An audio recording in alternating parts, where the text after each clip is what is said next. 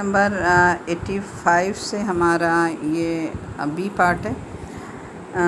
85 سے 91 تک کا ترجمہ دیکھ لیجیے گا۔ سیقولن اللہ قل افلا تذکرون، وہ ضرور یہی کہیں گے کہ یہ سب کچھ اللہ کا ہے، کہو کہ کیا پھر بھی تم سبق نہیں لیتے؟ کہو کہ 7 آسمانوں کا مالک اور عالیشان عرش کا مالک کون ہے؟ وہ ضرور یہی کہیں گے کہ یہ سب کچھ اللہ کا ہے، کہو کہ کیا پھر تم اللہ سے پھر بھی نہیں ڈرتے ہو؟ کہو کہ کون ہے جس کے ہاتھ میں ہر چیز کا مکمل اختیار ہے، اور وہ جو پناہ دیتا ہے اور اس کے مقابلے میں کوئی کسی کو پناہ نہیں دے سکتا، بتاؤ اگر تم جانتے ہو۔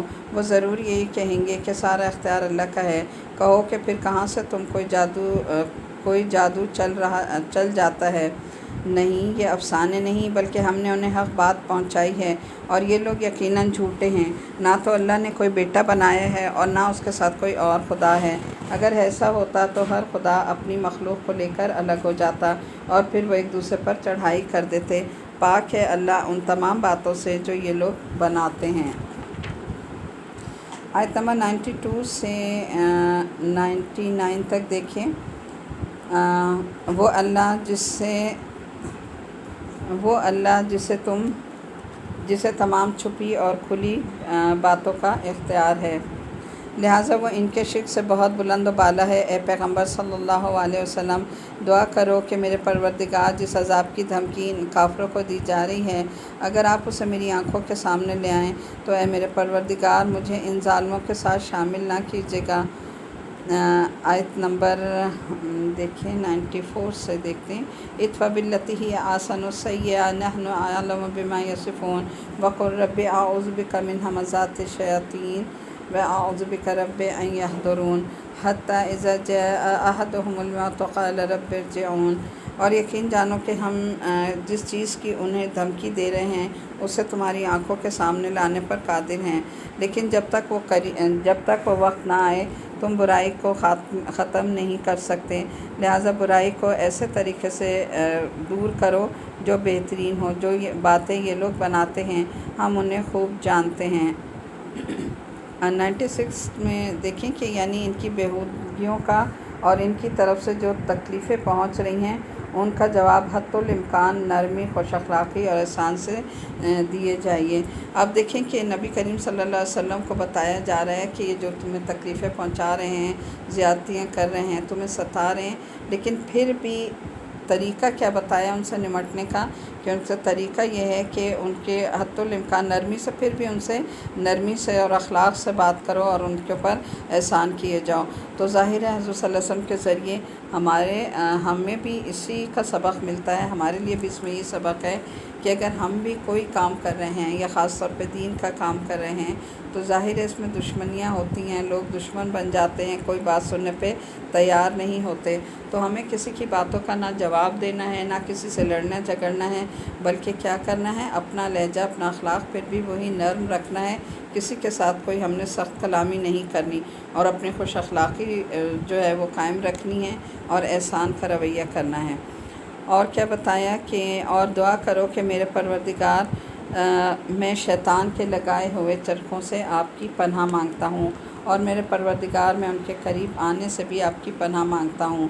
ہر انسان کو اور خصوصاً جو دین کے داعی ہیں انہیں یہ دعا بہت مانگنی چاہیے اللہ تعالیٰ کی پناہ میں آنے کے لیے کہ اللہ تعالیٰ شیاطین سے محفوظ کر دے، کیونکہ عام لوگوں پہ بھی ایک شیطان ہوتا ہے، لیکن جو دین کا کام کرنے کے لیے اٹھتے ہیں ان کے اوپر شیاطین کا پورا گروہ یا جماعت جو ہے وہ سوار ہو جاتی ہے، اور وہ اس کو کام کرنے سے روکنے کے لیے پورے روڑے اٹکاتے ہیں۔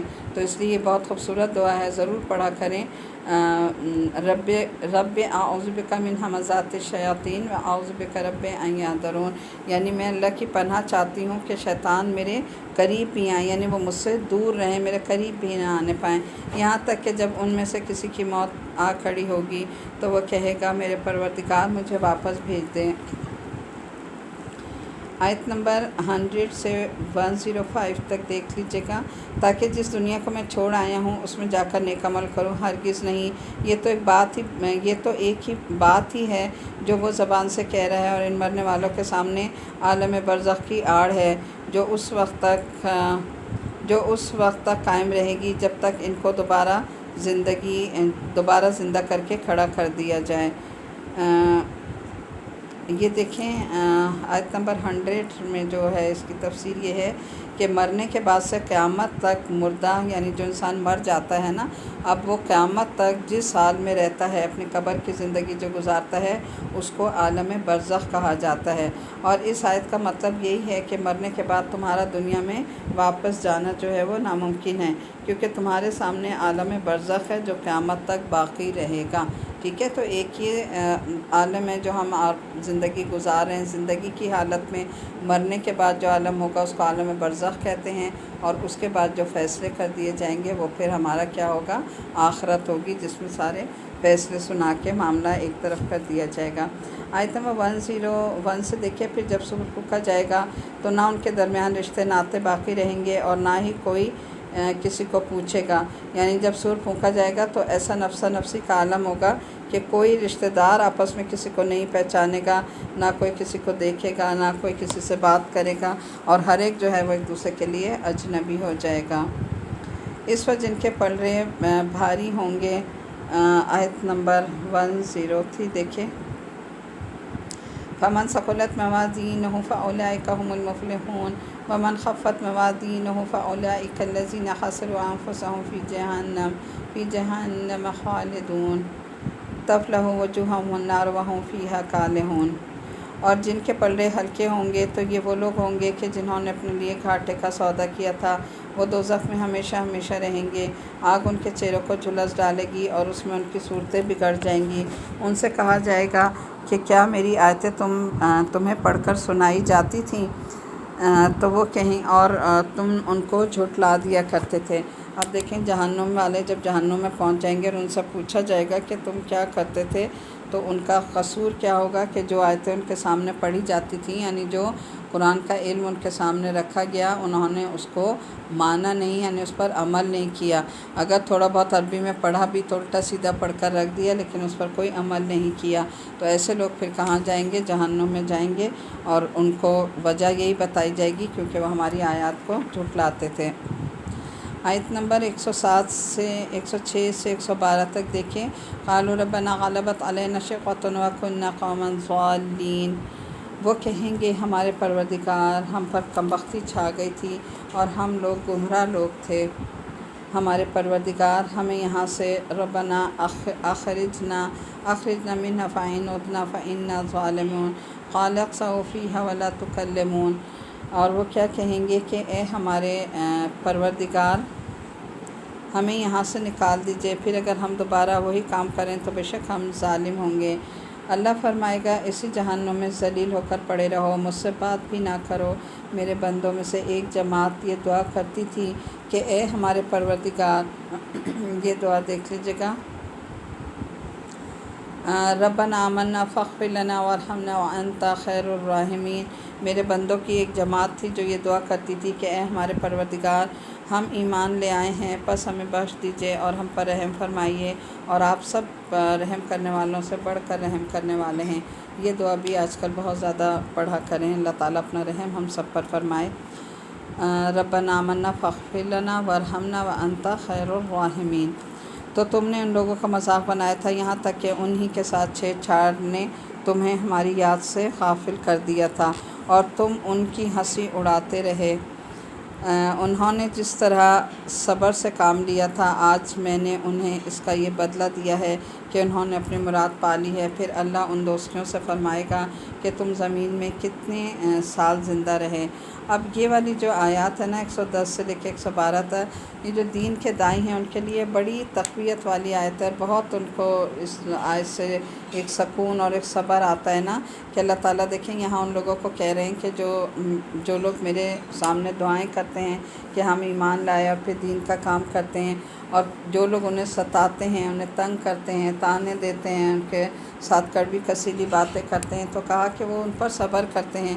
تو اللہ تعالیٰ نے کہا کہ وہ تم ان کا مذاق اڑاتے تھے، ہنسی اڑاتے تھے، لیکن انہوں نے صبر کیا، لہٰذا ان کے صبر کے صلے میں ہم نے انہیں کیا بدلہ دیا ہے کہ انہوں نے اپنی مراد پا لی، یعنی وہ جنت میں پہنچ گئے۔ تو یہ آیت جو ہے وہ داعی کے لیے جو ہے بڑی تقویت والی آیت ہے کہ آج جو کچھ بھی جس کے ساتھ بھی زیادتی ہوتی ہے، اگر وہ لوگوں کی باتوں پہ صبر کر لیتا ہے تو اللہ کا جو وعدہ ہے وہ بہترین جنت کی صورت میں ہے۔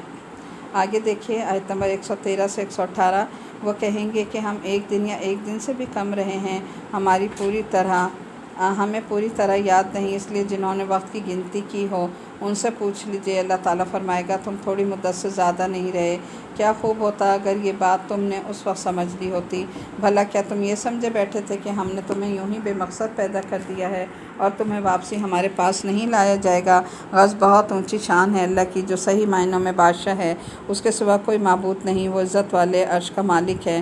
اور جو شخص اللہ کے ساتھ کسی کو خدا پکارے جس پر اس کے پاس کسی قسم کی کوئی دلیل نہیں، تو اس کا حساب اس کے پروردگار کے پاس ہے۔ یقین جانو کہ کافر لوگ فلاح نہیں پا سکتے، اور تم اے پیغمبر یہ کہو کہ میرے پروردگار ہماری خطائیں بخش دے۔ وَقُلْ رَبِّ اغْفِرْ وَارْحَمْ وَأَنْتَ خَيْرُ الرَّاحِمِينَ، کہ تو اور ہم پر رحم فرما، تو سارے رحم کرنے والوں میں سب سے بڑھ کر رحم کرنے والا ہے۔ جو قرآن پاک میں یہ آتی جاتی ہیں دعائیں، ان کو ہائی لائٹ کر لیا کریں اور ان کو یاد کر کے پڑھا کریں، زیادہ سے زیادہ دعائیں مانگا کریں۔ اور یہ والی جو دعا ہے نا ہماری جو بھی آئی 118 آیت میں، یہ ہماری عام دنوں میں بھی ویسے بھی بہت مانگا کریں، رب اغفر وارحم وانت خیر الراحمین۔ اور اگلا جو ہمارا عشرہ 2 روزوں کے بعد اب 2 دن بعد شروع ہو جائے گا، جو ہمارا مغفرت کا عشرہ ہے، اس میں بھی ایک تو وہ ہے دعا اللہم انکا عفو کریم تحب العفو فاعف عنا، ایک یہ اور ایک یہ رب اغفر وارحم وانت خیر الراحمین، یہ اگلے عشرے میں انشاءاللہ بہت زیادہ پڑھنی ہے، دعا مانگنی ہے، تاکہ اللہ تعالی ہمارے اوپر اپنا رحم فرما دے، کیونکہ وہی سب سے زیادہ رحم فرمانے والا ہے۔ اور آیت نمبر 113 کا ہے کہ آخرت کا عذاب اتنا سخت ہوگا کہ اس کے مقابلے میں دنیا کی ساری زندگی اور اس میں جو عیش و عشرت کیے تھے وہ ان جہنمیوں کے لیے ایک دن یا اس سے بھی کچھ کم معلوم ہوں گے۔ آج جو دیکھیں دنیا میں عیش و عشرت ہم کر رہے ہیں، اللہ کی نعمتوں کو بے دریغ استعمال کر رہے ہیں اور ہر طرح کا عیش آرام ہم اٹھا رہے ہیں، جب آخرت میں پوچھا جائے گا نا کہ تم دنیا میں کتنے رہے، تو انسان کہے گا صرف ایک دن، یعنی آخرت کے مقابلے میں دنیا کی زندگی اتنی کم ہے جس کے لیے ہم آخرت کو بلائے بیٹھے ہیں۔ اور پھر یہ ہے کہ اگلی آیت میں 114 کہ یعنی اب تو تم نے خود دیکھ لیا کہ دنیا کا ایک دن کا نہ صحیح مگر آخرت کے مقابلے میں بہت تھوڑا سا تھا، یہی بات تم سے دنیا میں کہی جاتی تھی تو تم اسے ماننے کو تیار نہیں تھے، کاش یہ حقیقت تم نے اس وقت جان لی ہوتی تو آج تمہارا یہ حشر نہ ہوتا۔ اور اگلی اس میں ہے کہ جو لوگ مرنے کے بعد دوبارہ زندہ ہونے اور آخرت کا انکار کرتے ہیں، ان کے لیے موقف لازمی یہ ہے کہ اللہ تعالیٰ نے یہ کائنات بے مقصد نہیں بنائی، یہاں جس کے جو جی میں آئے کرتا رہے اس کا کوئی بدلہ کسی اور زندگی میں ملنے والا نہیں۔ تو جو شخص اللہ تعالیٰ کے وجود، اس کی حکمت پر ایمان رکھتا ہے، اس کے لیے ممکن ہے کہ وہ اللہ تعالیٰ کی طرف ایسی غلط بات منسوب نہ کرے، لہٰذا آخرت پر ایمان اللہ تعالیٰ پر ایمان لانے کا منطقی تقاضا ہے۔ یعنی اگر انسان کے دل میں یہ بات بیٹھ جائے نا کہ میں نے اپنے ہر عمل کا اللہ کو جواب دینا ہے، خواہ وہ چھوٹا عمل ہے، بڑا ہے، کوئی اچھا عمل ہے یا برا عمل، ہر چیز کی جزا و سزا اس دن ملے گی، تو انسان کے سارے اعمال ہی اکثر بدل جائیں اور ہم اسی بات سے بے خوف ہیں کہ ہمارا کوئی حساب کتاب نہیں ہوگا، تبھی انسان جو ہے وہ گناہ کرتا چلا جاتا ہے۔ تو اللہ تعالیٰ سے دعا ہے کہ اللہ تعالیٰ ہمیں بہترین عمل کرنے کی توفیق عطا فرما دے۔ اچھا آگے سورہ نور ہماری شروع ہو رہی ہے۔ سورہ نور بھی شروع کرنے سے پہلے میں آپ کو اس کا تھوڑا سا بیک گراؤنڈ بتا دیتی ہوں، پھر ہم آگے جی سورہ نور کا تھوڑا سا ہم تعارف دیکھ لیتے ہیں۔ اس صورت کا مرکزی مضمون معاشرے میں بے حیائی اور فحاشی کو روکنے اور عفت و عصمت کو فروغ دینے کے لیے ضروری ہدایات اور احکام دینا ہے۔ مومنوں کی جو خصوصیات بیان کی گئی تھیں، جو 10 خصوصیات ہم نے پڑھی، ان میں ایک اہم خصوصیت یہ تھی کہ وہ اپنی شرمگاہوں کی حفاظت کرتے ہیں، یعنی باعفت زندگی گزارتے ہیں۔ اب اس صورت میں باعفت زندگی گزارنے کے لیے ضروری تقاضے بیان کیے گئے ہیں، چنانچہ صورت کے شروع ہی میں زنا کی شرعی سزا بیان فرمائی گئی ہے، اور ساتھ ہی یہ بھی بتایا گیا کہ جس طرح زنا انتہائی گھناؤنا جرم ہے، اسی طرح کسی بے گناہ پر شرعی ثبوت کے بغیر زنا کا الزام لگانا بھی نہ صرف سخت گناہ ہے بلکہ اس پر سخت قانونی سزا مقرر فرمائی گئی ہے، یعنی بغیر کسی ثبوت کے یا بغیر کسی مرد پر یا عورت پر زنا کا الزام لگا دیا جائے۔ غالباً گمان یہ ہے کہ یہ صورت ہجرت کے 6 سال نازل ہوئی تھی۔ اس سال حضرت صلی اللہ علیہ وسلم کو ایک قبیلے عرب کے ایک قبیلے بنو المصطلق کے بارے میں یہ اطلاع ملی تھی کہ وہ آپ پر حملہ کرنے کے لیے ایک لشکر جمع کر رہا ہے، تو آپ نے اس حملے سے پہلے ہی پیش قدمی کر کے ان کے عزائم کو خاک میں ملا دیا۔ اس سفر سے واپسی پر منافقین نے حضرت صدیقہ حضرت عائشہ رضی اللہ تعالیٰ عنہا کے بارے میں بہت بے بنیاد تہمت لگائی اور اسے مدینہ منورہ میں بڑے پیمانے پر شہرت دی، یعنی پھیلا دیا، بے بنیاد بات کو پھیلا دیا، جس سے کچھ مخلص مسلمان بھی متاثر ہو گئے۔ تو اس صورت کی جو آیت ہے، آیت نمبر 11 سے 20 تک حضرت عائشہ کی برات کا اعلان کرنے کے لیے نازل ہوئیں، اور جن لوگوں نے تہمت لگانے کا گھناؤنا جرم کیا تھا ان کو اور معاشرے میں عریانی پھیلانے والوں کو سخت عذاب کی وعیدیں سنائی گئیں۔ نیز عفت و عصمت کی حفاظت کے پہلے قدم کے طور پر خواتین کو پردے کے احکام بھی اسی صورت میں دیے گئے، کیونکہ بے پردگی جو ہے وہ ساری برائیوں کی جڑ ہے، یہی زنا کی جڑ ہے کہ جب عورت بے پردہ باہر نکلتی ہے تو اس سے کیا ہوتا ہے کہ پھر مرد کی نگاہیں جاتی ہیں، اس کی طرف اٹھتی ہیں، اور کہتے ہیں کہ گناہ کی ابتدا نگاہ سے ہوتی ہے اور انتہا شرمگاہ سے ہوتی ہے، اور دوسروں کے گھر جانے کے لیے ضروری آداب و احکام کی وضاحت فرمائی گئی۔ حدیث کا مفہوم ہے کہ نبی کریم صلی اللہ علیہ وسلم نے مردوں کو فرمایا تھا کہ مردوں، تم اپنی عورتوں کو سورہ نساء اور سورہ نور کی ضرور تعلیم دیا کرو۔ تو دیکھیں یہ 2 صورتیں ایسی ہیں کہ جس میں عورتوں کے بہت سارے احکامات ہیں، اور مردوں کا فرض ہے کہ وہ اپنی عورتوں کے لیے دینی تعلیم کا باقاعدہ انتظام کریں، پورے قرآن کی تعلیم کا لازمی، ورنہ 2 تو یہ صورتیں لازمی ہر مرد کا فرض بنتا ہے کہ وہ اپنی عورتوں کو بتائیں اور سکھائیں، خود بھی پڑھیں اور ان کو بھی سکھائیں۔ آیت نمبر 1 سے ہم اسٹارٹ کرتے ہیں، 1 اور 2 ہے۔ بسم اللہ الرحمن الرحیم، شروع اللہ کا نام لے کر جو بڑا مہربان نہایت رحم کرنے والا ہے۔ سورۃ انزلناها وفرضناها وانزلنا فيها آیات بینات لعلکم تذکرون۔ الزانیۃ والزانی فاجلدوا کل واحد منہما 100 جلدہ ولا تأخذکم بہما رأفۃ فی دین اللہ ان کنتم تؤمنون باللہ والیوم الآخر ولیشہد عذابہما طائفۃ من المؤمنین۔ صدق اللہ۔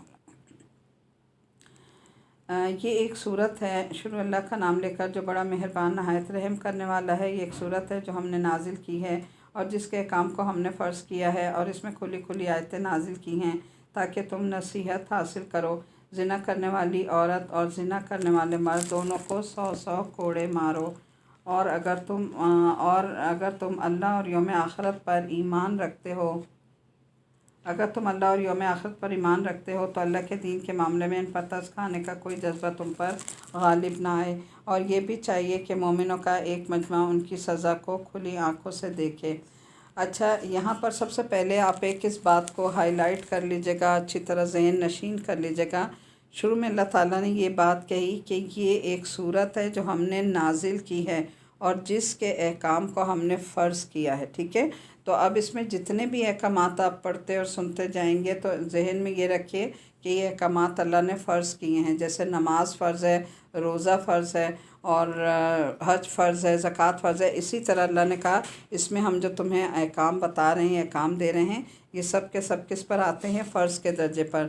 تو جس طرح نماز اور روزہ چھوڑنے کا گناہ ہے، اسی طرح سے ان احکام کو نہ ماننا یا احکام کو ٹھکرانا جو ہے سخت گناہ ہے۔ تو آگے جو پردے کے بھی احکامات آئیں گے وہ بھی آپ پھر سوچ لیں کہ فرض کے درجے پر ہیں، تو یہ ہمیں آپشن نہیں دیا کہ پردہ کر لو، یا دل چاہے تو کر لو، دل چاہے تو نہ کرو، شوہر کہے تو کرو، ورنہ شوہر کا بھی حکم اگر اللہ کے حکم سے ٹکرائے تو اس کے لیے بیوی کا فرض نہیں ہے کہ وہ اس کا حکم مانے، اس لیے کہ اللہ کا حکم پہلے ہے۔ اللہ کے حکم کے آگے किसी का हुक्म नहीं चलता। अगर शौहर का भी हुक्म है वो अल्लाह के हुक्म के नीचे आ जाएगा। लेकिन अगर कोई शौहर अपनी बीवी को ये हुक्म दे कि जो अल्लाह के हदूद से टकरा रहा हो और अल्लाह के हुक्म को पामाल कर रहा हो, तो उस हुक्म को मानने की इजाज़त नहीं है। इसलिए अच्छी तरह जहन में बिठा कर ये सूरत पढ़िएगा कि इसके अहकामात जो हैं फ़र्ज़ हैं और हमारे लिए इनको मानना यकीनन 100% फ़र्ज़ के दर्जे पर है। आगे देख लीजिएगा, आयत नंबर 3 से लेकर 6 तक देखें। ज़ानी मर्द निकाह करता है तो ज़िनाकार या मुश्रिक औरत ही से निकाह करता है, और ज़िनाकार औरत से निकाह करता है तो वही मर्द जो ख़ुद ज़ानी हो या मुश्रिक हो। और ये बात मोमिनों के लिए हराम कर दी गई है। और जो लोग पाक दामन औरतों पर तोहमत लगाएं फिर 4 गवाह लेकर ना आएँ तो उनको 80 कोड़े लगाओ और उनकी गवाही को कभी कबूल ना करो, और वो ख़ुद फासिक हैं। हाँ, जो लोग इसके बाद तौबा कर लें और अपनी इस्लाह कर लें तो अल्लाह बहुत बख्शने वाला और बड़ा मेहरबान है, रहम करने वाला है। और जो लोग अपनी बीवियों पर तोहमत लगाएं और ख़ुद अपने सिवा उनके पास कोई और गवाह ना हो, तो ऐसे किसी शख्स को जो गवाही देनी होगी वो ये है कि वो 4 मरतबा अल्लाह की कसम खाकर ये बयान दे कि वो बीवी पर लगाए हुए इल्ज़ाम में यकीनन सच्चा है। अब ये देखें, ऐसे अहकामात हैं ना कि अब इनको तो ज़ाहिर है थोड़ा थोड़ा मुझे डिटेल इनकी बतानी पड़ेगी कि ये अहकामात हमारे ज़हनों में क्लियर होने चाहिए कि क्या किसी पर इल्ज़ाम लगाना, चाहे वो शौहर बीवी पर लगाए या बीवी शौहर पर या वाइस वर्सा, कोई भी अगर मर्द या औरत किसी पर भी इल्ज़ाम लगाता है तो उसकी सज़ा इस्लाम में कितनी सख्त रखी गई है। इसमें है कि यानी जो शख्स बदकारी का आदी हो और उस पर वो शर्मिंदा ना हो और ना ही वो उस पर तौबा करता हो, उसका मिजाज ऐसी ही औरत से मिलता है जो बदकिरदार हो। ठीक है ना। तो अब ये जो बताया ना कि ज़ानी मर्द निकाह करता है तो ज़िनाकार या मुश्रिक औरत से ही ना, इसलिए अव्वल तो बदकारी की कोशिश में लगा रहता है, और अगर निकाह करना पड़ भी जाए तो वो निकाह भी ऐसी ही बदकार औरत से करना चाहता है, चाहे वो मुशरिक ही क्यों ना हो। जबकि पीछे हमारे पास क्या आयत गुजरी थी कि मोमिन मर्द जो है मुशरिक औरत से निकाह ना करें, और इसी तरह मोमिन औरत जो है वो मुशरिक मर्द से निकाह ना करें। इसी तरह जो औरत इसी तरह की आदी बदकार हो उसका मिजाज भी बदकार मर्द ही से मिलता है, यानी वो दोनों एक दूसरे के बदकारी के मिजाज को समझते हैं, इसलिए उससे निकाह वही करता है जो ख़ुद किरदारी का आदी रहा हो, और उसे इस बात से कोई शर्म महसूस नहीं होती कि उसकी बीवी बदकारी में मुलव्विस है, और वो ख़ुद भी ऐसे ही मर्द को पसंद करती है चाहे वो मुश्रिक ही क्यों ना हो। अस्तग़फिरुल्लाह।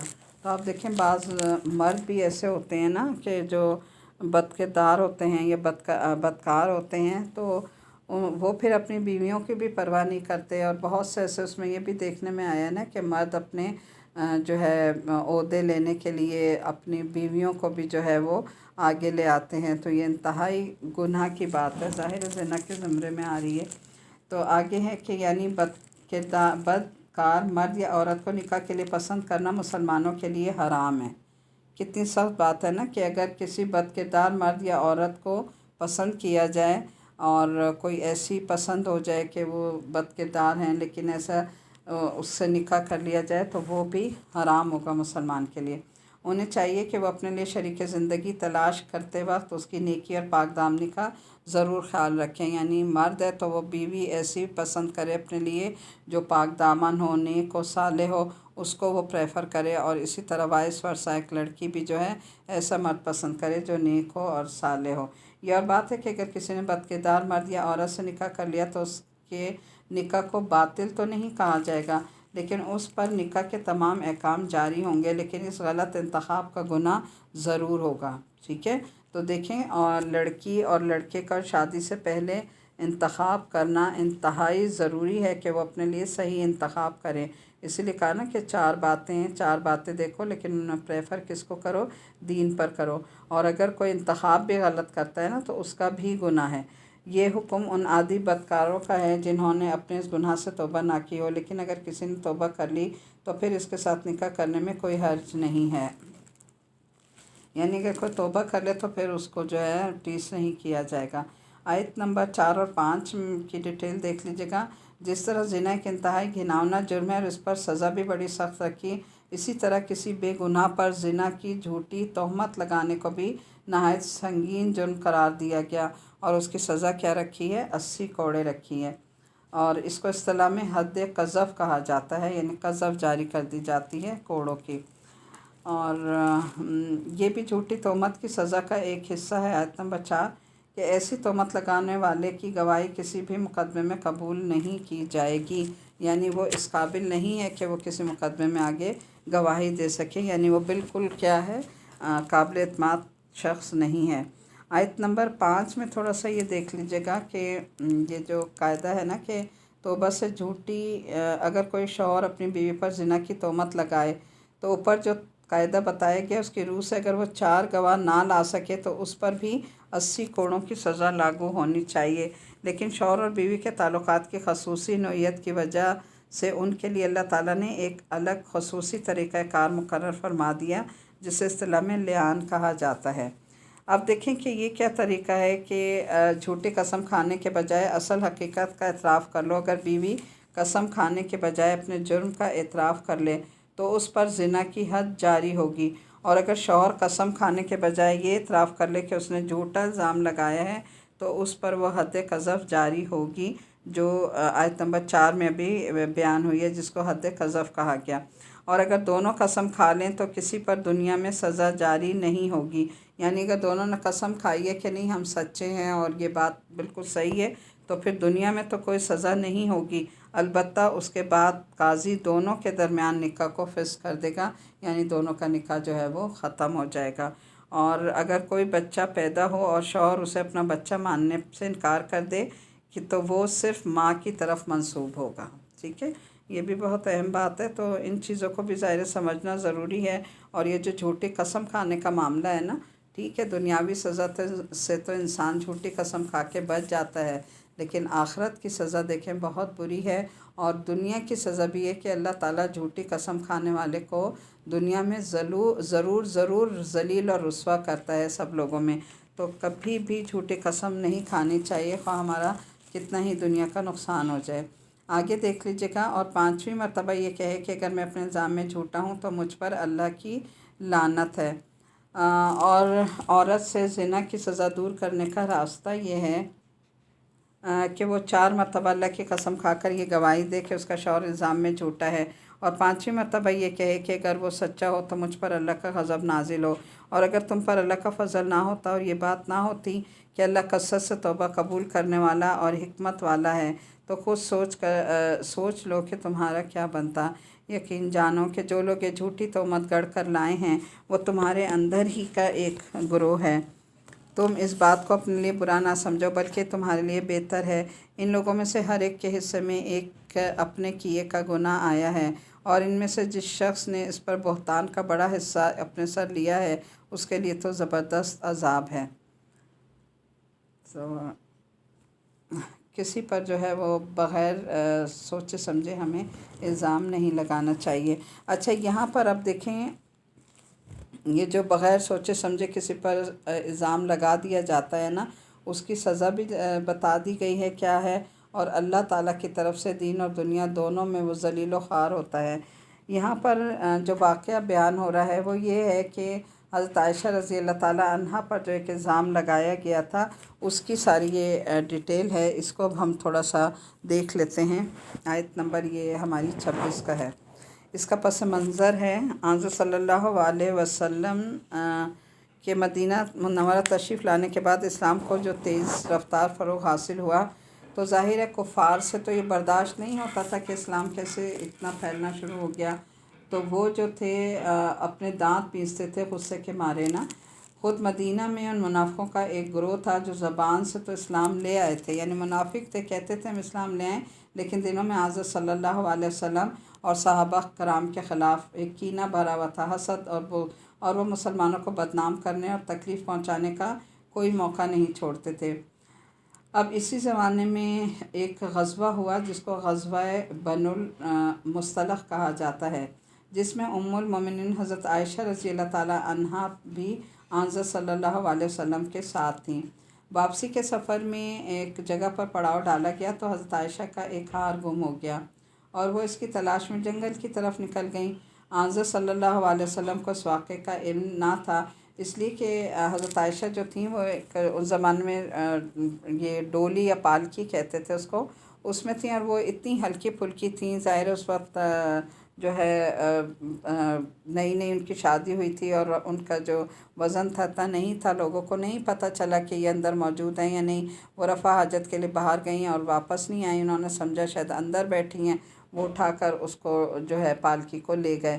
اور حضرت عائشہ جو ہے وہ اپنا جب واش روم سے باہر آئیں تو دیکھا کہ میرا ہار نہیں ہے، تو انہوں نے اس ہار کو ڈھونڈنے کے لیے واپس پلٹ گئیں کہ ابھی تو قافلہ رکا ہوا ہے، چلو میں وہاں ڈھونڈنے چلی جاؤں. اور اتنے میں قافلہ واپس روانہ ہو گیا، اور وہ واپس جب آئیں دیکھا تو قافلہ نہیں ہے. آپ نے لشکر کو روانہ ہونے کا حکم دے دیا. جب حضرت عائشہ آئیں تو قافلہ جا چکا تھا. اللہ تعالیٰ نے انہیں ذہانت اور تحمل کا غیر معمولی مقام دیا تھا، یعنی بہت ذہین تھی نا. تو انہوں نے کہا بجائے اس کے کہ میں پھر واپس پلٹوں، پریشان ادھر ادھر پھروں، ظاہر ہے کہ جب میں نہیں جاؤں گی اور حضرت صلی اللہ علیہ وسلم کو نظر نہیں آؤں گی تو یقیناً یا وہ خود مجھے واپس اسی جگہ پر دیکھنے آئیں گے یا کسی کو بھیجیں گے. اس لیے وہ اطمینان سے اپنی جگہ پر بیٹھ گئیں کہ میں اپنی ڈیسٹینیشن نہ چھوڑوں تاکہ جو ہے دوسروں کو پریشانی نہ ہو. اب کیا ہوا تو آپ ان کی تلاش میں اسی جگہ یا تو خود اچھا، قافلوں کا ایک دستور یہ تھا کہ ایک شخص کو قافلے کے پیچھے رکھا جاتا تھا، اور وہ شخص جو ہے وہ قافلے کے پیچھے پیچھے آتا تھا، یہ دیکھتا ہوا کہ کسی کی کوئی چیز تو نہیں گم گئی یا رہ گئی، تو وہ اس چیز کو اٹھا لیتا تھا. اب اس قافلے میں آپ نے حضرت صفوان بن معطل رضی اللہ تعالیٰ عنہ کو اس کام کے لیے مقرر فرمایا تھا. وہ جب اس جگہ سے گزرے جہاں حضرت عائشہ رضی اللہ تعالیٰ عنہ بیٹھی تھیں تو انہیں اس آنے کا علم ہوا، اور پھر انہوں نے اپنے اونٹ ام المومنین کو پیش کیا. اور انہوں نے پہچان بھی اس لیے کیا کیونکہ یہ آیات جو ہیں اس وقت نازل ہوئی تھیں جب پردے کا حکم نہیں آیا تھا. تو آپ نے حضرت عائشہ کو دیکھا ہوا تھا، وہ پہچان گئے کہ حضرت عائشہ ہیں، اور انہوں نے منہ دوسری طرف کر کے اونٹ کی نکیل ان کے ہاتھ میں پکڑا دی، جس پر وہ سوار ہو کر مدینہ پہنچ گئیں. اب دیکھیں بات صرف اتنی تھی، اس واقعے کو منافقوں کے تو ہاتھ آ گیا. منافقین کے سردار عبداللہ بن ابی نے ایک بتنگڑ بنا لیا کہ حضرت عائشہ جو ہے وہ تن و تنہا صفوان بن معطل کے ساتھ سفر کیا ہے، اور اسی کی وجہ سے بہت گھناؤنی ان کے اوپر تہمت بھی لگا دی. اور عبداللہ بن ابی نے اس تہمت کو اتنی شہرت دی کہ 2-3 سادہ لو مسلمان بھی اس کے فریب میں آ گئے، یعنی وہ بھی اس میں شامل ہو گئے نا. اور اس طرح کئی دن تک یہ بے سروپا باتیں جو ہیں وہ لوگوں میں پھیلائی جاتی رہیں. بالآخر سورہ نور کی یہ آیات نازل ہوئیں جس میں پھر اللہ تعالیٰ نے جو ہے وہ ان کی حضرت عائشہ کی برات نازل فرمائی، اور ان لوگوں کو سخت وعیدیں سنائیں جو اس کے ساتھ سازشیں کیا کرتے تھے. اب آیت آگے ایک اور اس میں ہے، اسی کا آگے تفسیر تھوڑی سی دیکھ لیجئے گا، آیت نمبر 11 کی. یعنی اگرچہ بظاہر یہ واقعہ بڑا تکلیف دہ تھا لیکن انجام کے لحاظ سے تمہارے حق میں بہتری تھا. اول تو اس لیے کہ اس کے ذریعے وہ لوگ بے نقاب ہو گئے جو نبوت کے خلاف سازشیں کر رہے تھے. دوسرے یہ ہوا کہ حضرت عائشہ کا مقام لوگوں کی نظروں میں بلند ہو گیا، بڑھ گیا، یعنی اللہ نے ڈائریکٹ آسمان سے ان کی برات نازل فرما دی نا. تو وہ واحد خاتون تھیں جن کی اللہ تعالیٰ نے برات اوپر سے نازل فرمائی. اور تیسرا ان کے حق میں کیا بہتر ہوا کہ مسلمانوں کو جو تکلیف پہنچی تھی اس پر انہیں بڑا اجر و ثواب ہوا. تو اسی لیے دیکھیں بعض دفعہ کوئی مسئلہ یا واقعہ ہمارے ساتھ ایسا ہو جاتا ہے جس میں ہم بڑے پریشان ہو جاتے ہیں کہ یہ کیا ہو گیا، لیکن اللہ تعالیٰ نے اسی میں ہمارے لیے خیر رکھی ہوتی ہے. تو دیکھیں بظاہر تو تھوڑا سا تکلیف ہوئی، پریشانی ہوئی کہ ایک الزام لگایا گیا اور اس کا جو کچھ بھی ہوا، لیکن ایٹ دا اینڈ ہوا کیا کہ اللہ تعالیٰ نے حضرت عائشہ کے قیامت تک کے لیے قرآن پاک میں ان کی برات جو ہے وہ نازل فرما کے اس کو قرآن پاک میں کوٹ کر دیا. اور دوسرے مسلمان جو پریشان ہو گئے تھے اس وجہ سے ان کو بھی اس کا اجر دیا گیا. تو اگر ہم تھوڑا سا صبر سے کام لے لیں تو اللہ تعالیٰ ہمارے لیے ہر اس میں کوئی نہ کوئی خیر ہی رکھتا ہے، خیر ہی رکھتا ہے، خیر ہی رکھتا ہے، خیر ہی رکھتا ہے.